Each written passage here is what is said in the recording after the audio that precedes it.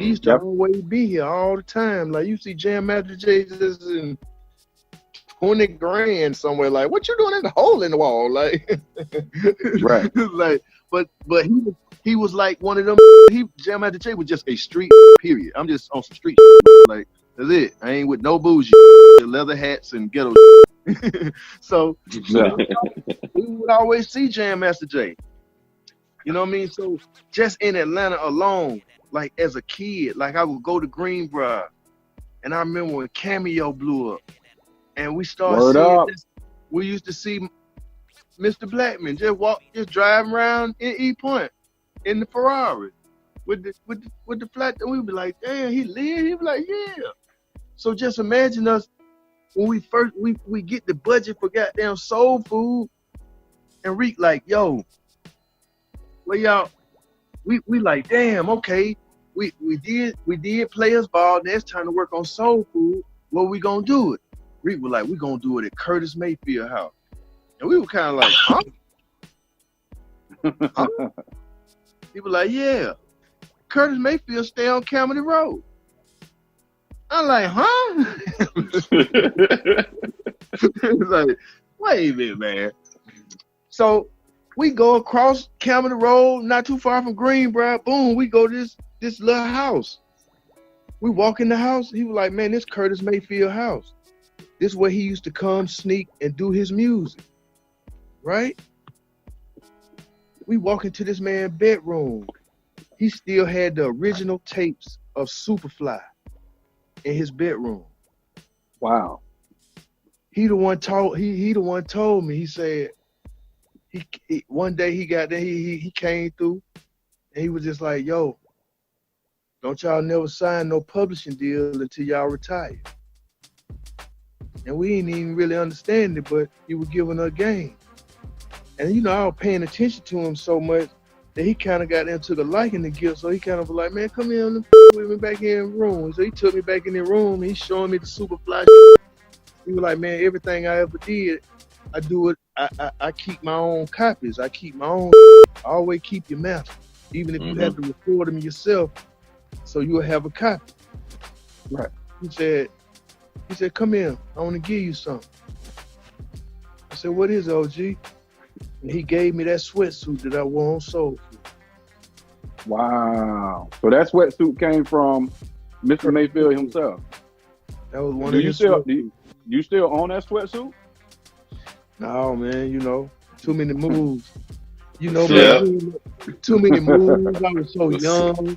And at the same time, like, you know, going from, you know, wearing that sweatsuit and not really knowing where we had a taste of fame. Yeah, we got a platinum record, but still it's different when you still like, it's y'all turn. You know what I mean? So we went into Soul Food so humbly and so like, we gonna just do it feel good. You know what I mean? Because you got to understand, the face was sitting there like, okay, well, we just got all this play ass. We just got out of Outcast. What y'all gonna do? So it was kind of like, damn, you know, first thing Reek and Ray and Sleepy was saying is, it can't sound like Outkast, man. Yeah. It can't sound like Outkast. So just imagine that we recording the album, and one day Reek said, hey, man, come to the studio. We get to the studio, and I walk in there, motherfucker. Dun, dun, dun, dun, dun, dun, dun, dun. We like, dang. Well, a week before that, Reek then was mixing. A week or two before that, they had left Bosstown and went to the Dallas studio to mix a TLC record. Where in the B room was Busta Rhymes and Rampage. Busta Rhymes came out. He started having a real deep conversation with Big Rube. Boom, him and Rube hit it off. He gave Rube a book. The book was Behold of the Pale Horse. When Rube read the book, and then he just said one day, hey, everybody read this book. And we all read the book. So just imagine we walk into the studio and it's just dun dun dun dun dun. And Joe came in, went up, sing, unfold. Joe just took that book, what he got out of that book, and he started Sell Therapy. Mm. And it was like when everybody walked in the studio, from their interpretation of that book, we wrote our verses to it. And man, Sell Therapy was born, man. I'm in the middle of Kansas. I'm from the middle of Kansas, bro. And I remember when that song came out, that thing like took over. It took over my city, at least, man. Like I just like, and it's been 25 years, man, and all this stuff is still relevant right now. That's what's the crazy part about it, man. But I remember where I was at the first time I heard that song. I think I had the tape single somewhere around this house somewhere, bro. Wow. I mean, we did that day. The next day we came back, Reek had said, "Hey man, go get Breeze." Drop Breeze off. He called me back. Dirty South. When we finished Dirty South, that was the end of Soul Food. So Dirty South and Sell Therapy was the last two songs we did on that album. Both legendary tracks. Both legendary tracks on a classic album. I won't even say it's a Southern classic album. It's a classic album, period. You know, like you had Soul Food, then you had Still Standing. Like Still Standing was that's just Goody Mob on steroids to me. You know, man, like y'all took that thing to that next level. Like that's one of the albums that I felt should have got 5 mics, and it didn't. Because they perfected the wheel with that one right there. Yeah, you could just let track 1 run all the way to the end of the album, and everything it was perfectly placed. The production was on point. The bars was on point. Like everything fit perfectly where it was supposed to fit on Still Standing, and it was a step up from Soul Food. So, I mean, like I said, man, you're part of some albums and songs that's a part of the soundtrack to my life, man. Like I'm a country boy. I'm born and raised in Tampa, Florida, man, and I just appreciate y'all putting that music out there like that, man. Like it hit home for me. I'm gonna tell you, man. Just imagine being on tour. We was on tour. We in Miami, Florida. And I remember I had stopped smoking. We wasn't eating no beef. We was on our health then, you know what I mean? And goddamn, how about we about to go #1. Goddamn, they don't dance. Why stop playing with us? We just we on tour with 666 Mafia. We tearing the club up. We got they don't dance. They doing goddamn tear the club up. Tear the club up. So we out the chain. So we kind of we about to go #1. And that came out, my nigga, and we came in at #2, and we got beat by I Got the Hook Up, my Wow. I was just like, yo, man, we always get robbed, man. Like, we got robbed, man. I Got the Hook Up soundtrack. Holla if you hear me. I love you, people, goddamn. Man, I was sitting there like, man, I ain't mad, P. I love you, man. I swear to God, man. The South don't always be the South, but I just felt like at that time, man, we was representing us on a way more different kind of goddamn spectrum, my nigga. I just felt like I could hear what said. You know what I mean? Like, country, man. You know, that was New Orleans. That was when New Orleans first started emerging. So New Orleans was going through what Atlanta went through at that time. Right. Not to take nothing away from P, but I was just like, man, subject matter, man. Come on, man. Going for the bullshit, man. Like that's how they gonna represent us. That's how they gonna look at us. But since we stepped off that stage at the store, it's like, you be able to call us country because we're going to be better than everything you do, from beats to rhymes. You ain't got nobody to sing. So we got a secret weapon don't nobody got. And to never, ever get awarded during them times of whooping for 5 years on the stage and always knowing that they got a problem with Goody Mob, man. Don't care what we do. Kill passion. We killing in our rhymes. They never gave us nothing, man. Like, and we knew to them, we was some uppity South. Straight up. Cause they felt like, where y'all get some knowledge that we ain't know nothing about? So it was almost like a snub, like, we were the killer Mike then. All four of you. Now you all on goddamn Team Summit talking that positive. We on some gangster, some dope dealing. Come on, man. That's what New York was on. They was on the purple tape. David Rocket, Raekwon, they was on the purple tape then.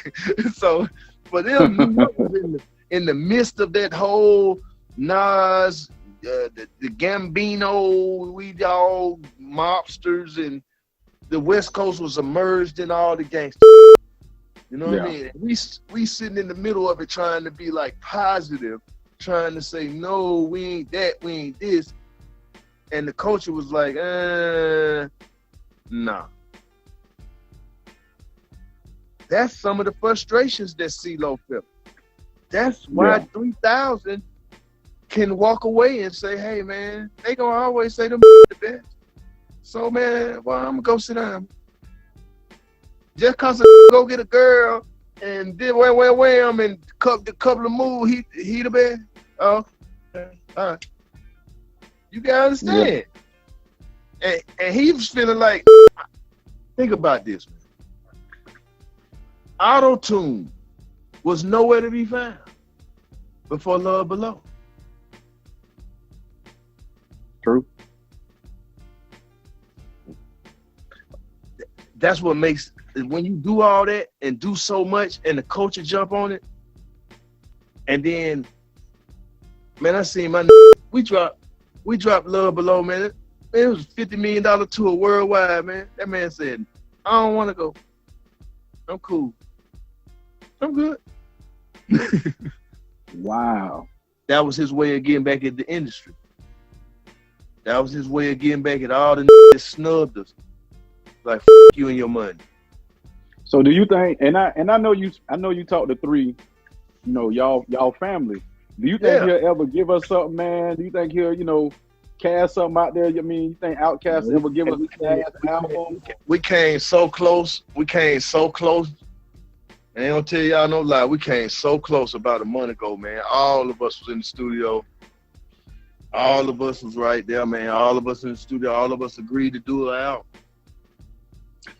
And man, the next morning after we agreed to do the album, the got called to go do a TV show. So we ain't seen him since, man. 3000?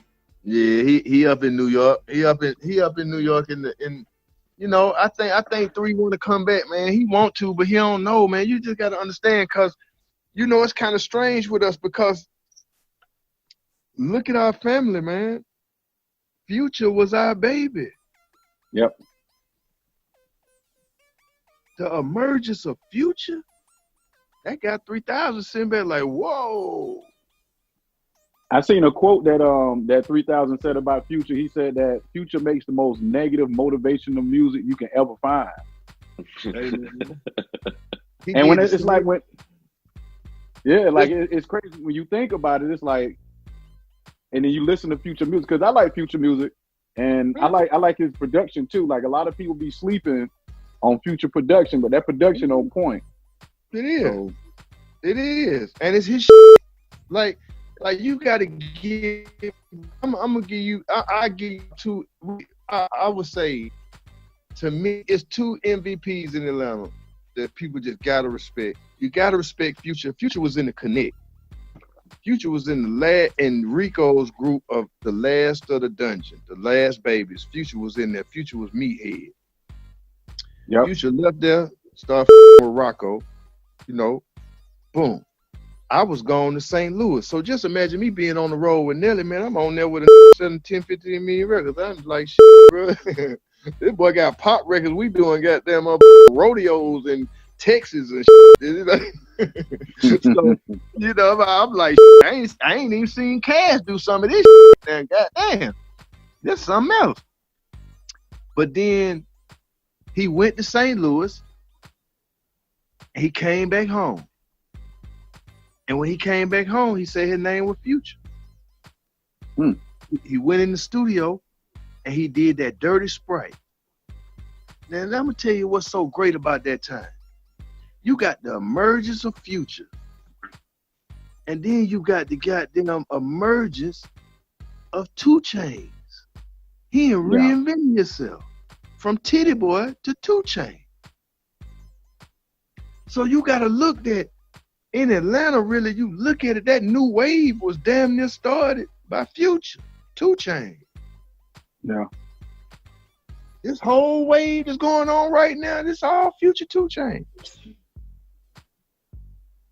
Yeah, I definitely agree with you on that. And the one thing I like about the music scene in Atlanta is I see a lot of the OGs still reach out to the new cats out there, the new Thundercats out there, like your Migos and your 2 Chainz and your Futures and and the 21 Savages and the Gucci's. Like a lot of people sleep. Gucci Mane is one of the most slept on A&Rs in the game because he don't put on a lot Gucci be of working, boy. Gucci be working.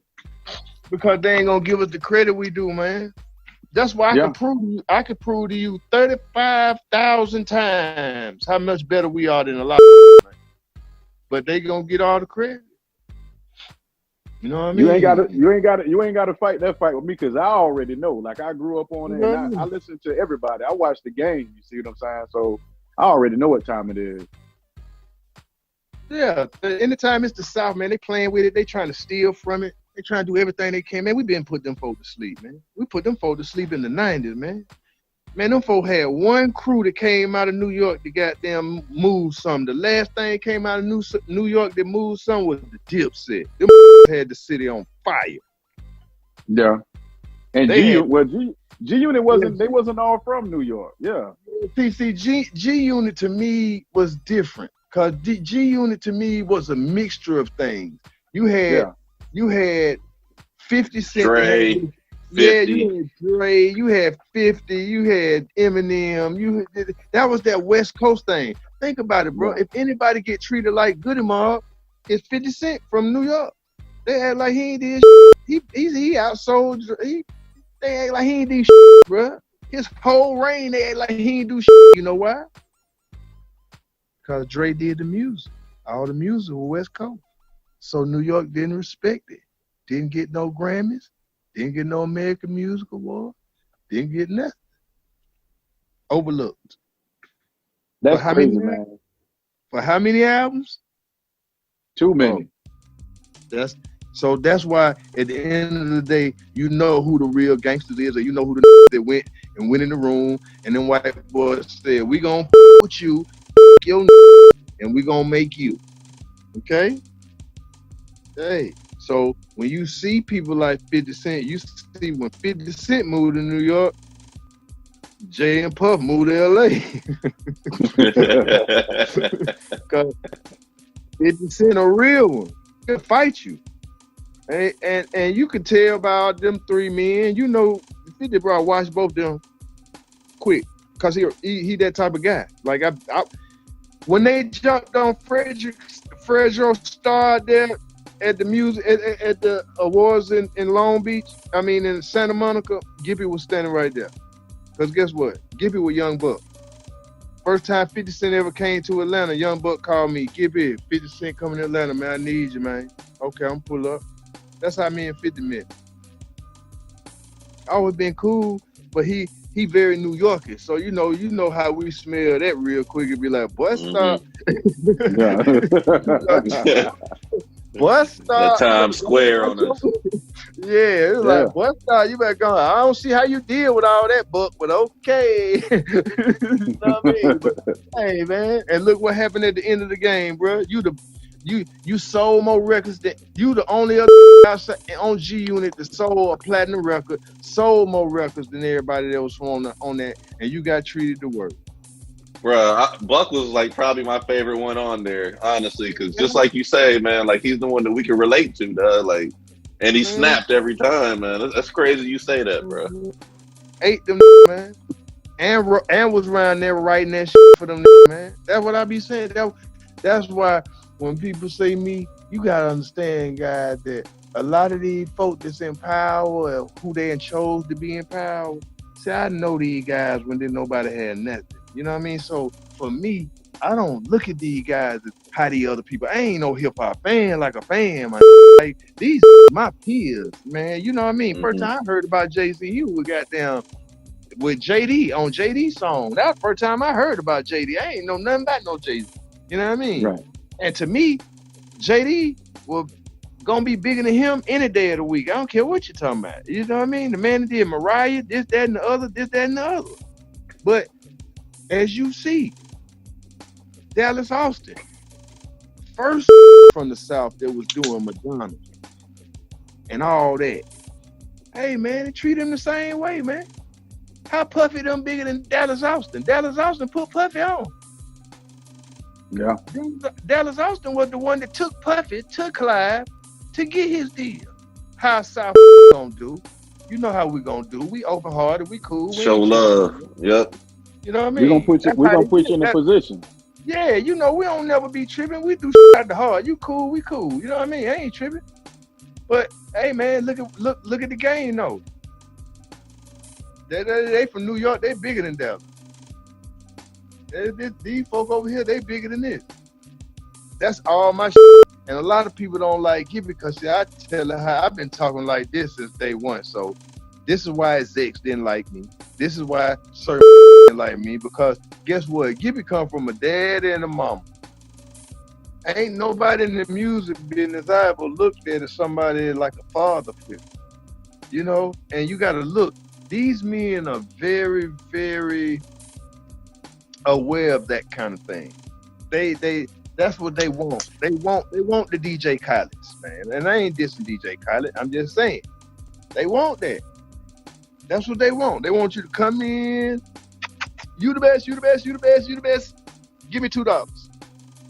Well, see, I can't never do that with this industry because I always came in like I'm representing this side. Gets me off top, so I ain't never gonna be friends. I let you young be friends. Gippy gonna hold the line for the South. Hey man, when we came in, we stood on our side of the street. Them stood over there. At the end of the day, I don't mix nothing. I don't trip off nothing. But at the end of the day, bro, I ain't with that bowing down. I ain't with that. Because I know in New York, this is what New York did. When New York came win, they changed the game. We start beating them, selling more records. Okay, now New York start getting paid for their videos. Now they getting shoe deals. They getting all the shit. They getting all the shit. You know what I mean? We ain't never got no shoe deals. As fly as we been the whole time. They never came and gave us none of that extra shit that the other talk about and do. Because we weren't from up there. We go to the West Coast, you know. First time we ever did a record with goddamn, I'm gonna tell you how us and Mac 10 met. He got in contact with our folk. Boom, man, we went to go meet Mac 10. It was like doing a drug deal. It was like you walking into a room, Mac sitting there with a bulletproof vest on, guns everywhere, and it's like, yeah, what's up? What's happening? We gonna do a song or what, cuz? You know what I mean? What's happening, black? You know what I mean? So you gotta remember, them times, it was just gangster shit. We in LA, we doing the Sprite commercial. Africa Bambaataa, Goody Mob, Fat Joe, Common Sense. Boom, we get there. Fat Joe goddamn showed up with motherfucking Common Sense is there. We in the studio, me, Common got one dude from Chicago with him that's a gangster disciple. Okay, boom. Also, the OG in there, Africa Bambaataa. You know, we all flow. Like, we mean Africa Bambaataa. Like, yeah. we flow right now. We like, woo, Africa, you know, we sub. We like, man, we don't know these folks. It's hard. They're Africa Bambaataa. So just imagine us sitting there tripping off Africa Bambaataa. Boom, the door opened up. Fat Joe walk in with Mac 10. Mac 10 walk in with the Samoa. He walked through the room. The dude from Chicago with motherfucking goddamn common sense. He looking at Mac. Mac looking at him. Mac just stopped and said, "Yo, homie, where you from?" He said, "Nick, I'm from the west side of Chicago. Where I'm from, we look every man in their eye." The nigga Mac 10 said, "Oh yeah? Well, let me tell you, let me let you know something." He said, "I'm from the West Coast, and you gonna lose." And boy, them Samoans walk from Mac, pick that boy up, start whooping that boy out there, man, in the middle of the street, in front of Beverly Center, man. I'm whooping this boy, man. You know what I mean? So, boom, Fat Joe jump in the middle. Boom, we got to stop this shit, man. No, cut it out. Boom. He stopped Mac and Common from getting into an altercation. But the boy, homeboy, got wiped that night, man. Hey, man, like, I'm telling y'all, bro, LA back in them days used to be. I believe it, man. I believe it. Like, so off the chain. Like, when you look at movies like Old Dog and them kind of characters, man, just imagine a city full of them type. Like, we would just go to the Beverly Center. A car pull up and be like, "Yo, cuz, what section you from, cuz?" And they be like, "Huh?" We be like, "Man, we from Atlanta, Georgia. We from the South." As soon as we start talking, be like, "Oh, cuz, them there from the we got family in Mississippi. What's happening?" You know what I mean? West Coast with South, period. Because they grandmamas from the West, they either going to be from St. Louis, Chicago, or they going to be from Mississippi. Mm-hmm. Yeah. And most of the time, because that's where Daz and Snoop from, Mississippi. They folk from Mississippi. So it's like, that's what I'm saying. Like, that's what saved us during the time, man. Like, our music saved us. It really did. Like, being out there amongst all that gangster. Once Pop crunk that man, it was shootings every night. Man, we'll go to the club. We'll see old dirty bastard fight. Like, it was, LA was just wild. Like, and then that's when LA used to stay open to 5 in the morning. LA stopped staying open. Once our album came out, the first album, that's when they shut LA down. That's when LA started being 2 in the morning. You know what I mean? Yep. We had never seen that before. So that's what I'm saying. Like, the music business and just the records was changing. The atmosphere was changing. The executives were starting to make more money. The police, the feds, man, like, bro, we became targets, man. Around us getting killed. People around us running up in the house, raping and all kind of shit. One night they tried to put a hit out on Dre. We went in Dre neighborhood, in 3000 neighborhood, man. We heard early in the day, man, like, some came in town gonna goddamn kidnap 3000 for some money. You know, we like, what's this is everybody got guns in the South. These crazy. Yeah. Man, we had a whole army waiting on these in the woods, man. But that's what I'm saying. Like, during them times, man, just imagine being young. Ain't nobody gave you no manual on fame. You know what I mean? Like, fame, kids, women, all that kind of shit. But, you know, at the same time, trying to keep your message, because you seeing that around you, the world changing and everybody getting into this shiny suit. Man, once Puff came with Mace, the world was hooked. That was it.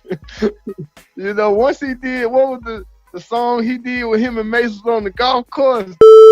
More money, more problems. Yeah, it just seemed like Bad Boy just went to another level, man. Like, they took off. Just imagine trying to. They did, man, and just imagine trying to stay in the midst of that with content. It had to be tough because it went from, you know, like you said, like conscious and having content, having a message, and having your different style, to now it's back to, you know, shucking and jiving again. Yeah, it's back to shucking and jiving and everything. Like Mace had balls, he could spit, but that's not if you're not a real hip hop head, you really want to know that. You'll know him from the shucking and jiving with Puff next to him, and that's what it'd be known for. So you did send me something. You did send me you sent me some records that I checked out, and I played them actually. And on the P song, which I think is a dope song, that it definitely goes with what's going on, you know, in Minnesota, Atlanta, down here in Tampa. You know, a lot of the protests and riots and stuff jumping off.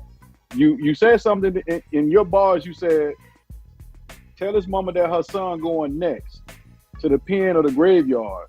What would you say to prevent that from happening to these young cats out here now?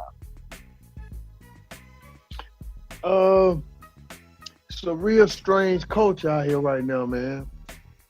Cause the gang life has goddamn taken a hold everywhere, man. You know what I mean? Right. At one time, you ain't see that down in the South. You know what I mean? So the gang culture out here, this new sexual young millennium culture of everything's everything, you know, and on top of that, you got the whole scamming culture. You know, these kids really came up. That's what I'm understanding why we might be old school because they've been on some whole other type, you know what I mean?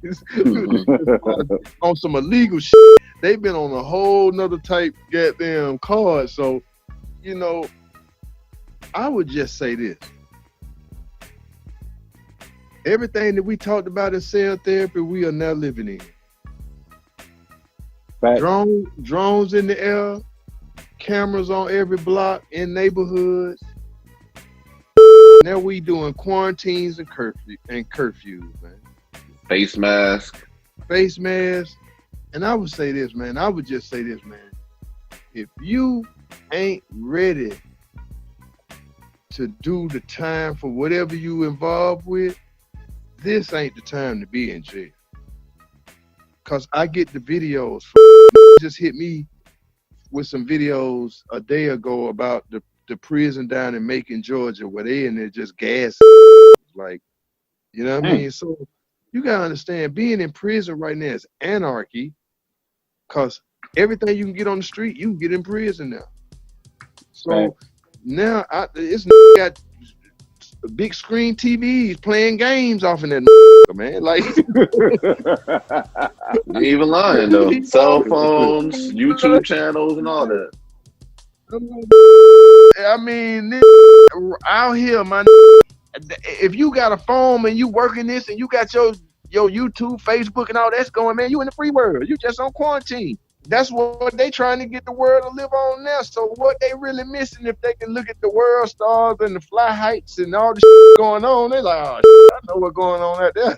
Right. At one time you didn't know. So, but I'm saying though, I would just tell the youngin that your possibilities of getting out them situations are getting slimmer and slimmer, man, because it's getting more and treacherous as in jail, man. Like stabbing up is on ass, man. Like, you know what I mean? Like, and a lot of the people that I goddamn grew up with and kicked it with, you know, they coming home now. I got to say, shout out to my Miami Bo, man. He coming home, man. Miami Bo coming home from Miami, man. One of the biggest, man. He'll be home soon. Like, so my thing, and people don't know, man, the Georgia, Florida thing, this go back to the 80s, man. You know what I mean? Oh, yeah. Convertible Burt stayed in East Point, man.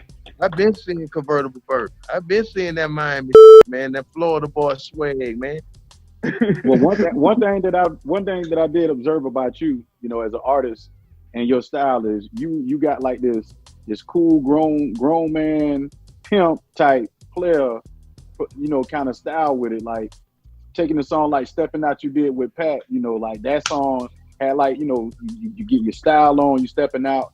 And now you got the new song coming that's out now with Tow Cars, The Time Is Right. And the sample on that thing, I don't know who idea that was, but what was your reaction the first time they say Gipp, we want you to drop something on this beat right here. What was your reaction when you heard the beat to The Time Is Right? I ain't gonna tell y'all no lie. See, I've been in and out of Atlanta for 5 years now, cause you know I stay in LA too. So I'm in and out of LA. I'm in my LA. So just imagine me coming home and Tow Cars like, come on, Gipp it, man. Come on, man. just goddamn come with me. And you know, for a while, guys, like I just stopped rapping. Like I'm just like, man, I'm cool, man. You know, we went did we went and did the new Goody Mob album. We did a Goody Mob show on TBS. And when Shawty caught the voice, he was reinventing. You know what I mean? Where we went from around doing these shows to $3 million, $6 million a year to sit somewhere for 8 hours. You know what I mean? So you got to realize that too. We went from just trying to figure out what we doing to, hey man, y'all want to come to New York? Y'all want to come to LA and try this new show out called The Voice? You know, what else? I mean, you ain't got shit else to do. And we moved to LA on some just like, man, you know, this might be some little bullshit. You know, we gonna knock this shit out, be back in Atlanta in the month. We did the first little season, you know, it was like a small production. We thinking, you know, of course we seeing Adam Levine, like, okay, we know Adam Levine, whoa, rock star.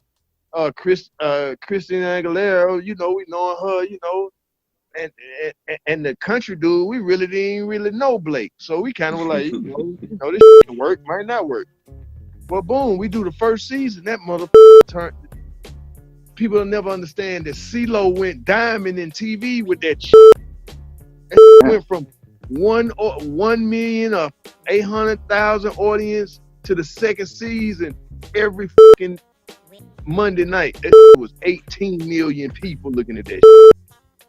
So we went from the first season where we was recording the show in Prince Club in LA to now we on the Hollywood goddamn set. This motherfucker 18 million. We like, damn. The budget then went up through the roof like Shawty never made no money making music like he made like that. 20 million in 1 year. That's off TV. So just imagine, you know what I mean? I'm just saying just the different levels of now you have a guy that has been in the business for 20 years in the middle of America and fell in love with him. When he was just supposed to be the token rapper that people didn't know knew music as good as he did, and he got on there and he became the star because he knew music better than Adam Levine and Christina Aguilera and Blake. And he became the international star. And it's like, yo, imagine that, bro. Imagine taking over Hollywood after being in the game 20 years. You ain't even never been in Hollywood with a record this big, with a situation this big. A record can't do this. Nah, that's a whole different kind of money and a different type of situation to do this. Bro, we walking through the airport and old white ladies coming up kissing the man that said free and said that. Come on, man. They didn't even recognize him as a rapper. They didn't even recognize him as a singer. Nah, that's a singer, man. It was like they ain't even recognize him as a rapper. They didn't even know he rapped. You know what I mean? So just imagine that we go from that's CeeLo Goody, that's Gnarls Barkley, you know, because even being on TV, they never equated CeeLo Green as being Gnarls Barkley. It was so different. You know what I mean? Then the character of Gnarls Barkley to this new glamorous big guy with feathers and big old watches and shit on TV, and people being like, "Yo," you know what I mean? Like he was like, for the big guys, he became the big sexy Levert. He was their new confidence before Bone Crusher took his shirt off. Come on, man. He was understand that from CeeLo being CeeLo. What do you think they turned Khaled into? They had a template. They could see that a big man work on TV, a big man cool. That's true. CeeLo did that.